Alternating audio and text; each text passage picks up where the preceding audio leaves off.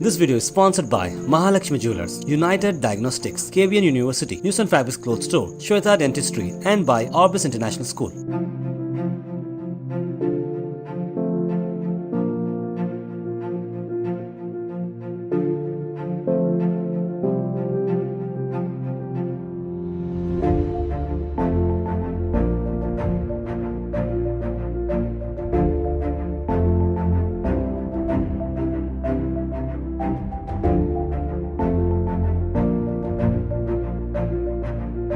Office bearers, workers और इस इलाके के दोस्तों, बुजुर्गों, ख़ास तौर से आप तमाम हजरात जो पार्टी को नए तरीके से ज्वाइन करना चाहते हैं, मैं नाम लेकर वक्त ख़राब करना नहीं चाहता आपका। दरअसल मैं बहुत खुश हूँ और बहुत अपने आप को मजबूत पा रहा हूँ जब मैं देख रहा हूँ कि नए लोग पार्टी में ज्वाइन कर रहे हैं, क्योंकि मैं इत्तेफाक से पॉलिटिकल मेरी एक हिस्ट्री है। आप लोग जानते होंगे जनता दल में भी था, मैं यहाँ पार्लियामेंट कंटेस्ट किया था 1989 में। वैल्यू हमारी पार्टी और दूसरी पॉलिटिकल पार्टीज़ में जो बेसिक डिफरेंस है वो ये है, हमारी party in real sense value based party है। वैल्यू बेस्ड पार्टी आपने सुना ही होगा, आप रिपोर्ट्स जानते हैं कि हेगड़े साहब जब जनता दल बनाए थे, जनता दल बनी थी, वो भी वैल्यू बेस्ड पार्टी के नाम से था। लेकिन आज आप जानते हैं कि जनता दल किस पोजीशन में है। सारे वैल्यूज़ को, सारे आइडियालॉजीज़ को पोंछ कर फेंक दी हैं और आज वही उसी रैली में वो भी हैं जहाँ करप्ट पार्टीज़ काम करती हैं। हमारी पार्टी को हम भी इसीलिए ज्वाइन करेंगे, वैल्यू बेस्ड पार्टी है। कल अगर ये पार्टी भी वैल्यू बेस्ड नहीं रही तो हम पहले आदमी होंगे जिस पार्टी को छोड़ कर जाएंगे। लेकिन हम जानते हैं कि जिन लोगों ने इसको प्रोजेक्ट किया है, इस पार्टी को, जिन लोगों के लीडरशिप में पार्टी चल रही है नेशनल लेवल पर, स्टेट लेवल पर, वो सब के सब वैल्यू बेस्ड सेंस रखते हैं और वो इसीलिए पार्टी में है। मुझे उम्मीद है ये पार्टी यकीनन एक बहुत अच्छा काम करके दिखाएगी। अगरचे कि आज ये पार्टी छोटी है, अगरचे कि नहीं है, लेकिन पॉलिटिकल पार्टीज़ का नहीं होना या छोटी होना कोई इमटेरियल है। आप देखते हैं कि आम आदमी पार्टी कितनी परसों पैदा हुई हो, नई पार्टी थी, आज दिल्ली जैसे हेडक्वार्टर पर कब्जा की हुई है, वहाँ जीत कर आई है लोगों के सपोर्ट से। बीजेपी आज से जस्ट 25-30 ईयर्स पहले सिर्फ 2 MP हुआ करते थे उनके, आज पूरे हिंदुस्तान पर हुकूमत कर रहे हैं वो लोग। 30 साल के अंदर 130 करोड़ के इस मुल्क पर हुकूमत कर रहे हैं। तो ये पॉलिटिकल पार्टीज़ में कभी भी ऐसे चेंजेस आ सकते हैं जो एकाएक उसको किक मिल सकता है, एकाएक लोगों का सपोर्ट हो सकता है।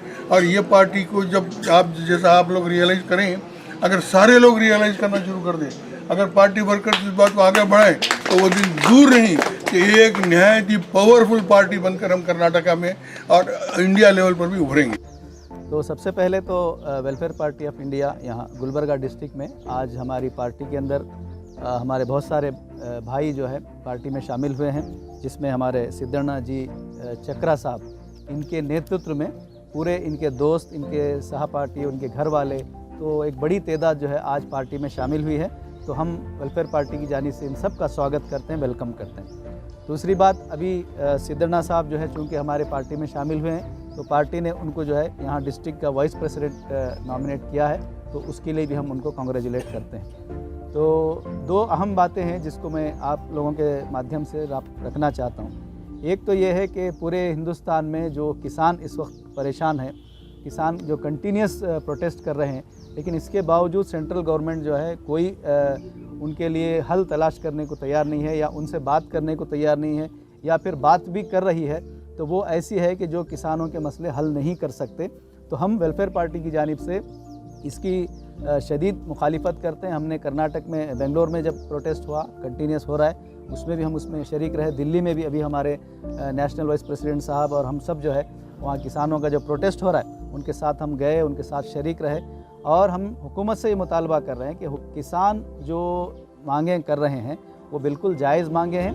किसान ये चाहता है कि MSP को ख़त्म न किया जाए, मिनिमम सपोर्ट प्राइस को रखा जाए, और किसान ये चाहता है कि आप कारपोरेट कंपनियों के हवाले ना करें, बल्कि हमारे मुल्क की मईशत को, हमारे मुल्क की एग्रीकल्चर को जो है आप हिंदुस्तान के किसानों को करने दें, पहली बात। दूसरी बात, अभी कर्नाटक हुकूमत ने हाल ही में जो गौ कृषि बिल का को मंजूरी देने की जो कोशिश कर रही है, जिसको एक हाउस में पास भी किया गया है, वेलफेयर पार्टी इसकी सख्त मुखालिफत करती है। और हमारी मुखालिफत करने की वजह, बुनियादी वजह यह है कि ये किसानों के जो 3 बिल सेंट्रल गवर्नमेंट ने पास किए हैं और स्टेट गवर्नमेंट ने जो एक बिल पास किया है, उसकी तरह ये किसान मुखालिफ बिल है। गौकुशी जो बिल है ये किसान मुखालिफ बिल है। इसमें सबसे ज़्यादा परेशानी किसान को होने वाली, इसलिए कि गवर्नमेंट का ये कहना है कि आर्टिकल 48 के तहत जो है वो इस कानून को बनाना चाह रही है, जिसमें ये कहा गया है कि आर्टिकल 48 ये कहता है कि किसान के जो काम आने वाले जानवर हैं, बैल है, गाय है, उनकी रक्षा करना है, ये आर्टिकल कहता है। लेकिन हुकूमत जो कर रही है वो किसान को न ख़रीदने दे रही है न बेचने दे रही। कोई भी किसान जो है एक जानवर, जब बैल ख़रीदता है हल जोतने के लिए, उसकी उम्र 8-10 साल होती है, उसके बाद उसको बेचना पड़ता है। जब तक वो नहीं बेचेगा तब तक जो है वो ख़रीद नहीं सकता। अगर वो ख़रीद नहीं सकेगा, अपने पास ही रखेगा, तो रोज़ाना मिनिमम उसको 150 रुपये एक जानवर पे मिनिमम खर्च करना पड़ेगा। और हिंदुस्तान के अंदर इस वक्त 70 करोड़ किसान हैं जिनकी एवरेज आमदनी, जो एवरेज इनकम है, वो ओनली 6000 है।